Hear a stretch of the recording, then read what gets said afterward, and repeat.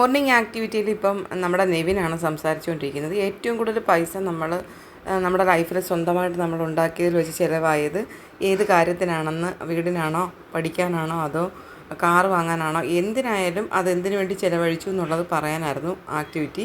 അപ്പം നെവിൻ പറയുന്നുണ്ട്, ഞാൻ എൻ്റെ ലൈഫിൽ ഏറ്റവും കൂടുതൽ പൈസ ആദ്യമായി ചിലവാക്കിയത് എന്തിനായിരിക്കും, നിങ്ങൾ തന്നെ പറയും. അപ്പം ആൻമോളൊക്കെ പറയുന്നുണ്ട് ഫുഡ്, ഡ്രസ്സ്, സ്പെക്സ്, ഇതൊക്കെ അവർ പറയുന്നുണ്ടായിരുന്നു. അപ്പോൾ അതൊന്നുമല്ല, ഞാൻ എൻ്റെ ഏറ്റവും കൂടുതൽ പൈസ എനിക്ക് വേണ്ടി ഞാൻ ചിലവഴിച്ചത് എൻ്റെ എഡ്യൂക്കേഷന് വേണ്ടിയാണെന്ന് നെവിൻ പറയുന്നുണ്ട്. ഒരു സാഹചര്യത്തിൽ എനിക്ക് ആരും സപ്പോർട്ട് ചെയ്യാനുണ്ടായിരുന്നില്ലെന്ന് നെവിൻ പറയുന്നുണ്ട്. എനിക്ക് പഠിക്കണമെന്ന് എനിക്ക് നല്ല ആഗ്രഹം ഉണ്ടായിരുന്നു. ബേസിക്കലി എൻ്റെ അക്കാഡമിക് എന്ന് പറയുന്നത്, ഞാൻ ഗ്രാജുവേഷൻ ചെയ്തിരിക്കുന്നത് BSc ഇൻറ്റീരിയർ ഡിസൈനിങ്ങിലാണ്. 3 years കോഴ്സായിരുന്നു. അതിനൊരു വലിയ എമൗണ്ട്, ഒരു ഹ്യൂജ് എമൗണ്ട് എനിക്ക് ആവശ്യമുണ്ടായിരുന്നു. അതിനുശേഷം എനിക്കൊരു എക്സ്ട്രാ ഡിപ്ലോമ കൂടി ചെയ്യണമെന്നുണ്ടായിരുന്നു. Diploma in furniture design. അത് കേരള സ്റ്റേറ്റ് ഗവൺമെൻറ്റിൻ്റെ ആയിരുന്നു. 98% മാർക്ക് ഉണ്ടായിരുന്നു എനിക്കെന്ന് നെവിൻ പറയുന്നുണ്ട്. പിന്നെ ഒരു PG ചെയ്യണമെന്ന് എനിക്ക് ആഗ്രഹം ഉണ്ടായിരുന്നു. അങ്ങനെ ഞാൻ NIDയിൽ ട്രൈ ചെയ്തു. അതിന് സ്പെൻഡ് ചെയ്യാനായിട്ട് എനിക്ക് ഏകദേശം 20 lakhs വേണ്ടി വരും. ഒരു റാങ്കിലാണ് എനിക്ക് ആ സീറ്റ് നഷ്ടപ്പെട്ടത്. ഓൾ ഇന്ത്യ ലെവലിൽ ഞാൻ 7th റാങ്കിലായിരുന്നു കിടന്നിരുന്നത്. 19 സീറ്റേ ഉണ്ടാവുള്ളൂ. അറൗണ്ട് 15,000 സ്റ്റുഡൻസ് ഉണ്ടായിരിക്കും. എനിക്ക് പഠിക്കണമെന്ന് ആഗ്രഹമായിരുന്നു. അങ്ങനെ ഞാൻ ട്രൈ ചെയ്തു. എനിക്ക് 7th റാങ്ക് ആയിരുന്നു. അതായിരുന്നു എൻ്റെ ടേണിംഗ് പോയിന്റ്.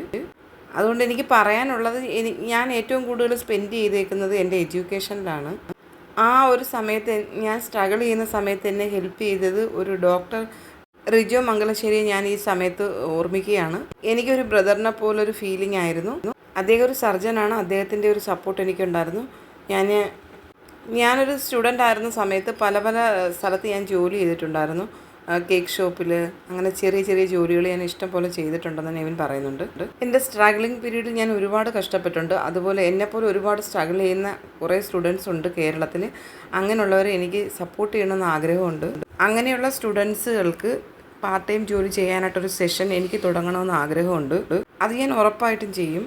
പടം വരയ്ക്കുന്ന സ്റ്റുഡൻസ് ഉണ്ടാകും, സ്കൾപ്പ് ചെയ്യുന്ന സ്റ്റുഡൻസ് ഉണ്ടാകും. അപ്പോൾ അങ്ങനെയുള്ളവരെ ഞാൻ പ്രൊമോട്ട് ചെയ്യാനായിട്ട് അതിനായിട്ടൊരു സ്ഥാപനം തുടങ്ങണമെന്ന് എനിക്ക് ആഗ്രഹമുണ്ട്. അണ്ടർ നെവിൻ കപ്രീഷ്യസ് ആംബ്രോസ് എന്നുള്ള രീതിയിൽ. അതാണ് എൻ്റെ മോട്ടീവ് എന്ന് പറയുന്നുണ്ട്. ആ പേര് അടിപൊളിയല്ലേ. ഇനി അങ്ങോട്ട് എല്ലാ ഡിസൈൻ സ്റ്റുഡൻസിനും എൻ്റെ സപ്പോർട്ട് ഉണ്ടാവുമെന്ന് പറയുന്നുണ്ട്. നെവിനൊക്കെ എത്ര പഠിച്ചാണെന്ന് നോക്കിയാൽ ഒരുപാട് സ്ട്രഗിൾ ചെയ്ത് സ്വന്തമായിട്ട് പഠിച്ച ഒരു വ്യക്തിയാണ്. ചെറുതായിട്ട് ആൾക്കാരൊക്കെ എന്താ പറയുന്നത്, നമ്മളെ കുസൃതി കൂടുതലാണെന്നേ ഉള്ളൂ. പക്ഷേ ഈ പറയുന്ന കേട്ടിട്ട് വളരെ നല്ല കാര്യങ്ങൾ, ആശയങ്ങൾ ചെയ്യണമെന്ന് മനസ്സിലുണ്ട് നെവിന്. നോക്കിയേ, 15,000 സ്റ്റുഡൻസിൽ നിന്ന് നെവിൻ എത്തിയത് 7th റാങ്കിലേക്കാണെന്ന് വരെ പുള്ളി പറയുന്നുണ്ട്. അപ്പോൾ ചില്ലറക്കാരനല്ല.